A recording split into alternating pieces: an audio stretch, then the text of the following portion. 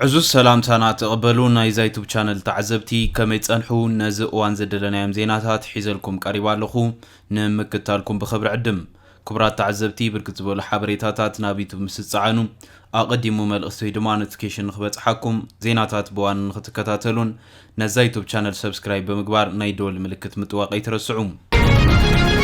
منجست فيدرال ناي تግራይ باجت مقراصوم نوعل بريتوريا اب كبد حدغا زئتي تباهيلوم بيت صحفت زباويان حرنه تግራይ منجست فيدرال اب لعل كلل تግራይ زغبرو زلو قطباوي صقطታት مقراص باجتن اب تخلل كبد قطباون سباون قلولا كم زفطرم بعبي خانتي اب حدار 2022 زتبصح سممع بريتوريا اب كبد حتو زئتو خم زخونم تمالي اماسيو ابزوصو مغلص حبيروم منجست فيدرال ناب غيزياو منجست تግራይ كسدو زغبو زنبره باجت نزحلف كلته ورح سلازي سددوم سرحتنياتات منجستي دموز كخفلو يكالون يبل كموصيتو خام اغلغلو سرعت عنا تمرتي قرب ماين كالو تتخللن صقم اغاطيمو كمزلوم ابت زوص مغلص تحبيرلوم اب كلل تግራይ ام مجمرتا زورحي دارغانا استات كلتا وارح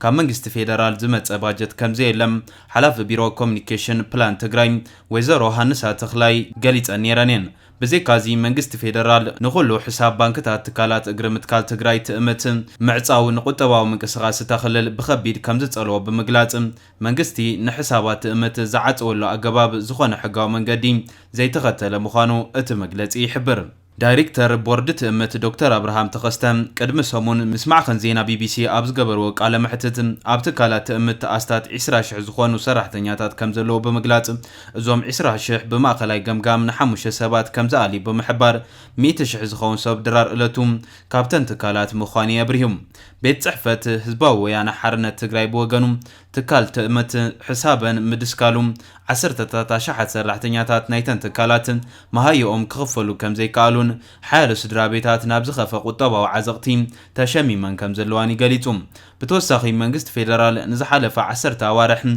ندادي نابتخلل كم زي سدد بمحبار ازي نصلات مغعازيا بخبيدي هاسيو كم زلون امبولانسات كي ترفا بحصرت ندادي كنقسقاسا كم زي قالان ابت مغلص سفيرولم أزب ملؤم عمونغوتهم فرمتي وعل بريتوريا زخون وحوحاتن منجست فيدرالن متأممان كم زي هلون نسمع مع بريتوريا اب حدا غازاتون كم زخونم مغلصي بيت صحفت حزباويان حرنه تግራይ غليصلوم بيت صحفت حزباويان حرنه تግራይ نزا غداي او حستي وعل بريتوريا محبرسب عالمن قصبتاو اقلبو كبو تلاويلوم بمسرت وعل بريتوريا منجست فيدرال اتز تسمع معلوم نمغلبات قطباو حويت محبراو اغلغلوتن كالوت اقدست صلاتاتن نزوعل زقارص باجت نابن مركم لسون صويعلم سلام از خباب نخوحاس قلطوف متتتاو محبرسب عالمن او حست اكلاتن كغبرون ابت مغلصي كملبوا قميطلم حلافيت بيت صحفت كومونيكيشن بلان تግራይ ويزرو هانسا تخلاي ام مجمرتا زورحي اسمع خنزينا بي بي سي ابز غبرتو قال محتت كابت دو إلو زولو باجت حدا 844 مليون بر كابيتال باجت ناتبهله زصواع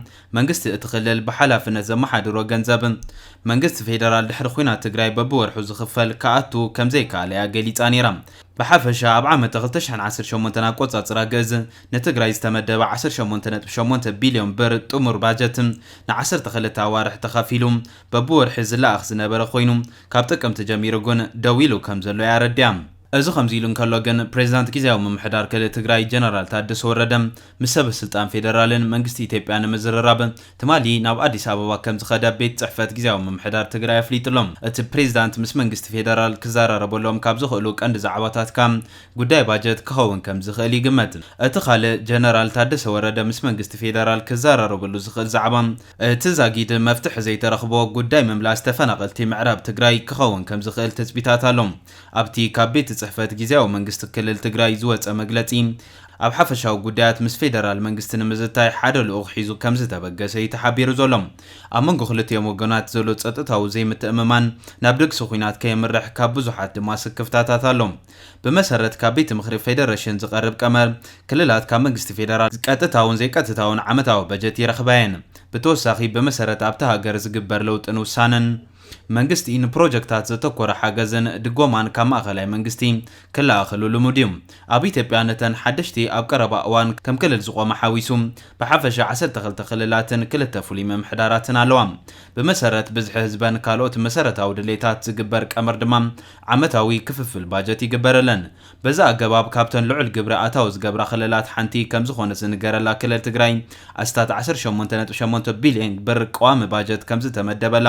ካብ ማእኸላይ መንግስቲ ዝወፀ ሓበሬታ ይምልከት ኣብ ፈለማ ሕዳር 2020 ኩናት ቅድመ ምውልዑ ፌደራል መንግስቲ ብሕወሓት ዝምራሕ ዝነበረ ክልላዊ መንግስቲ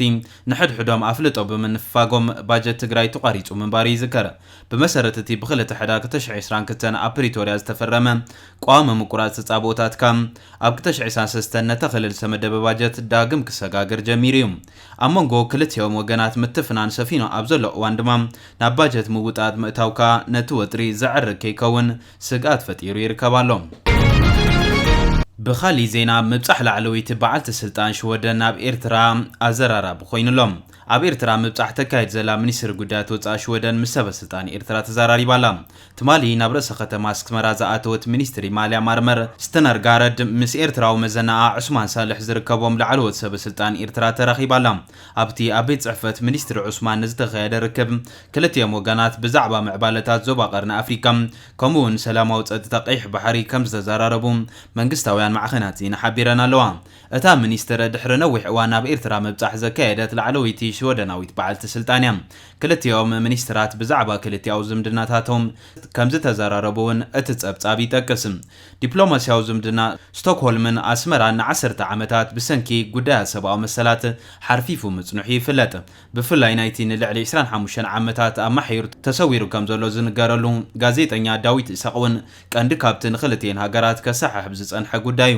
ሓደ ካብ መስረቲ ጋዜጣ ሰቲት ዝነበረ ዳዊት ናይ ክልቲአን ሃገራት ዜግነት ዘለዎ እዩ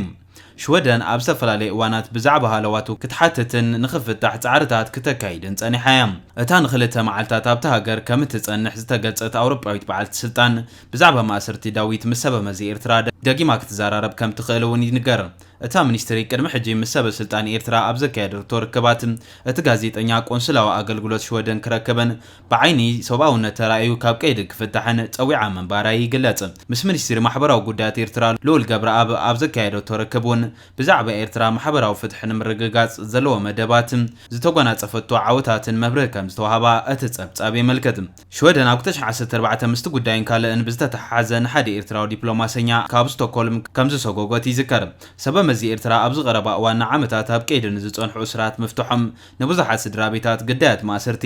ተስፋ ኣሰኒቑ ከም ዘለውን ይግለጽ እቲ ንልዕሊ 23 ዓመታት ተሓይሩ ከም ዝርከብ ዝግለጸሉ ዳዊት ኢሳቅ ንናጽነት ምግላጽ ሓሳብ ብዝገበሮ ተወፋይነት ሽልማት ሰብኣዊ መሰላት ሽወደን ኤደልስታም ተዓዊቱ ምንባሩ ይዝከር ዳዊት ኢሳቅ ኣብ 2001 መንግስቲ ኤርትራ 11 ካብቶም ብጉጅለ 15 ዝፍለጡ ላዕለዎት ሚኒስትራት ጀነራላትን ኣባላት ሃገራዊ ባይቶን ኣብ ቀይዲ ድሕሪ ምእታዎም ኣብ ዝሰዓበ ማእሰርቲ ኣደሎት ጋዜጠኛታት ናጻ ፕረስ ኣብ ማሕዩር ከም ዝተሰወረ ይዝግለጽ ዳዊት ኣብ 19 ሰዓታት ካብቶም ፈላሞት ናይ ብሕቲ ጋዜጠኛ ዝጀመረ ሓደ ምዃኑ እውን ይፍለጥ ጋዜጠኛን ጸሓፍን ዳዊት ዝተፈላለዩ ሓጸርቲ ዛንታታት ድራማታትን ዝደረሰ ኮይኑ ኣብ ጋዜጣ ሰቲት ኣገደስቲ ስራሓት ከም ዘበርከተ እውን ይነገረሉ ንልዕሊ 25 ዓመት ብዘይ ክስን ብዘይ ሕጋዊ መስርሕ ፍርድን ኣብ ማእሰርቲ ብምሕላፉ ካብቶም ኣብ ዓለም ዝነውሐ ዓመታት ዝተኣስሩ ጋዜጠኛታት ብምዃን ዓለም ለኻዊ ኣፍልጦ ተዋሂብዎ እውን ይርከብ ብመሰረት ትካል ዶብ ኣልቦ ጋዜጠኝነት ጋዜጠኛ ዳዊት ክሳብ 2005 ብህይወት ከም ዘሎ ጽንጽንታ እኳ እንተነበረ ካብኡ ንድሓር ግን ሃላዋቱ ከም ዘይፍለጥ ይዝሕበር ኣብ 1987 ናብ ሽወደን ተሰዲዱ ኣብቲ ሃገር ዜግነት ዝረኸበ ዳዊት ድሕሪ ናጽነት ኤርትራ ኣብ 1993 ተመሊሱ ኣብኡ ይሰርሕ ከም ዝነበረ ይፍለጥ ናብቲ ናይ መወዳእታ ዜና ምስ ንሰገር ናይ በዓል ስልጣናት ብልጽግና ኤርትራ ክትፈርስ እያ ዝብል ዘረባ ቀጺሉ ይርከባሎም ኣማኻሪ ኣብይ ኣሕመድ ዝኾኑ ዳንኤል ክብረት እውን ኤርትራ ዝኾነትሉ ምኽንያት ክፈርስ እዩ ክብሉ ተሰሚዖም ኣለዉ ኤርትራ ዝተፈጥረት ንዓና ንምዕጻዊ ዝበሉ ኣማኻሪ ኣብይ ኣሕመድ ዝኾኑ ዳንኤል ክብረት ካብ ሶማል ኣፍ ደገ ባሕሪ ዋላ ተንረክብ ብፈለማ እትቃወም ኤርትራ እያ ክብሉ ተሰሚዖም ኣለዉ ኤርትራ ክትከውን ዝገበራ መበገሲ ካልኦት ሃገራት ዝተቐበለኦም ኢትዮጵያ ኣፍ ደገ ባሕሪ ንኸይትውንን እዩ ብዝብል ዮም ክስ ኣቕሪቦም ዘለዉ ባህር ስታገኝ ኤርትራ የሆነችበት ምክንያት ይፈርሳል መነሻው ኤርትራ እንደሆነ ያደረገት ሌሎቹም የተቀበሉት ኢትዮጵያ የባህር በር እንዳታገኝ ልክ ኢትዮጵያ የባህር በር ካገኘች ኤርትራ ታዲያ ምን ታደርግላቸዋለች? በቃ የኤርትራ ጥቅም ያልቃል እዛ ጊዜ። ከየትም ብታገኝ ከኤርትራ ማግኘቷ እኮ አይደለም። ለምሳሌ ሶማሌዎች ወይም ሶማሌላንድ ወይም ጁባላንድ ለኢትዮጵያ ወደብ ቢሰጡ ኤርትራ የሆነችበት ምክንያት ይፈርሳል። ስለዚህ ምንም ቢሆን ሶማሌ ለኢትዮጵያ ወደብ እንዳትሰጥ የምትፈልገው ኤርትራ ናት። በዓል ስልጣናት ብልጽግና ኣብዚ ቅንዕ ዘስምዕዎ መደረን ብኣብዝሓ ኤርትራ ክትፈርስ እያ ዝብል ኮይነሎም ኣብዚ ሓለፈ ኣባዱላ ገመዳ ዓሰብ ናይ ወለይ ክብሉ ተሰሚዖም ነይሮም። ብተወሳኺ ድማ ከም ኣባዱላ ገመዳ ባጫ ደበሌ እውን ኤርትራ ዓሰብ ከድሕን ኢላ ክትጠፍእ ትኽእል እያ ክብሉ ተዛሪቦም ምንባሮም ዝፍለጥ እዩ። እምበኣር ከስ ክቡራት ተዓዘብቲ ነዚ እዋን ዘደለናይ ሓበሬታ ዝመስል ነይሩ። ብኻሊእ ዜና እስካዕ ንራኸብ ሰላም።